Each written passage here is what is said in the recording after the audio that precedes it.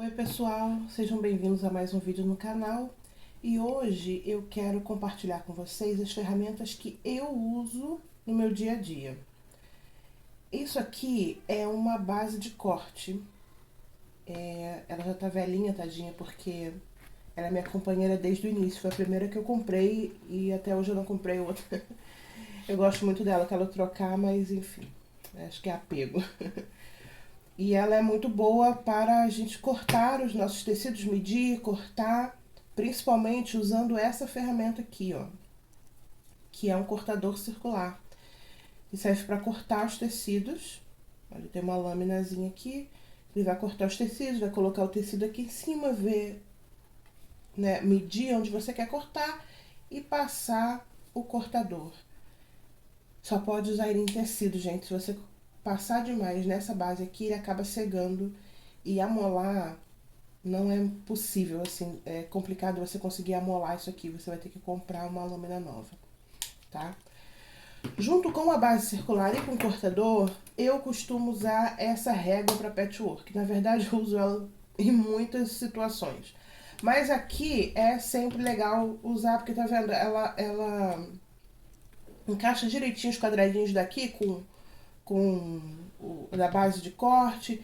Então você consegue ver a medição tanto embaixo quanto em cima. Para cortar tá fechado, tá? Por isso que eu vou passar para cortar direitinho. E aí você tem um corte limpo, rápido. Um tecido bem cortado, bem marcado, já é a metade do caminho para a costura dar certo. Eu também costumo usar essa régua para medir o tecido que eu quero cortar, alguma coisa que eu queira fazer, porque se eu estiver marcando no tecido, né? E aí vem a minha canetinha. Essa caneta aqui a gente chama de caneta fantasma porque ela apaga. Você risca com ela e pode tanto apagar no ferro quanto com essa borrachinha que vem aqui na ponta, ó.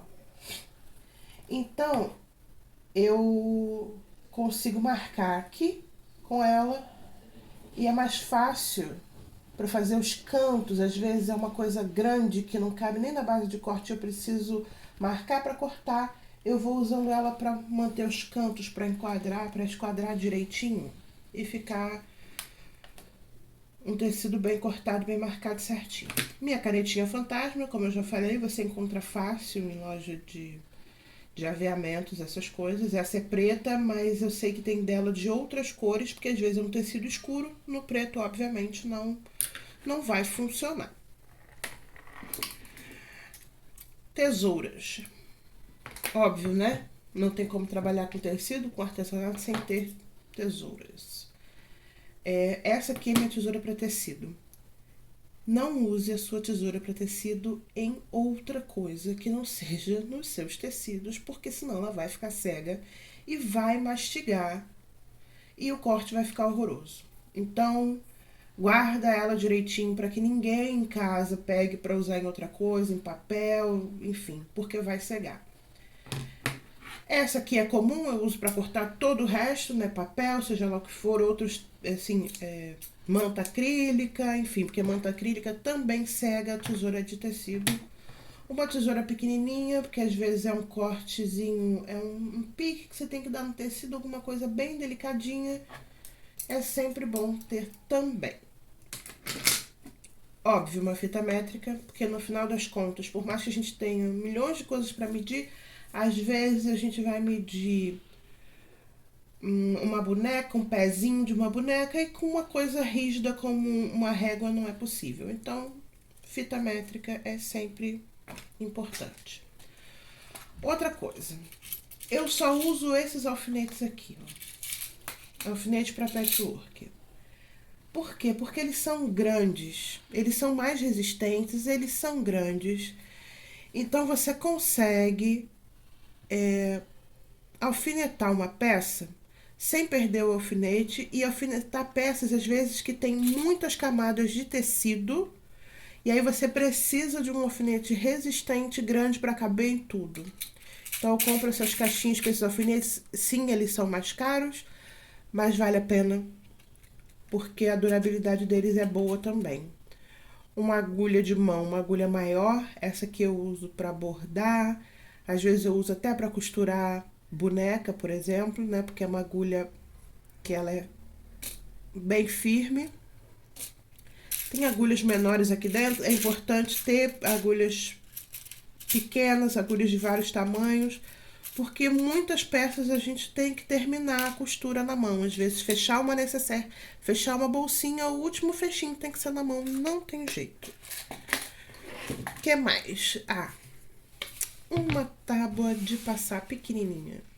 Você pode usar grande? Pode, mas é um trambolho que fica do lado. Se você não tem um espaço muito grande para ficar aquela tábua aberta ali, compra uma pequenininha, ou então põe um paninho do ladinho, também serve.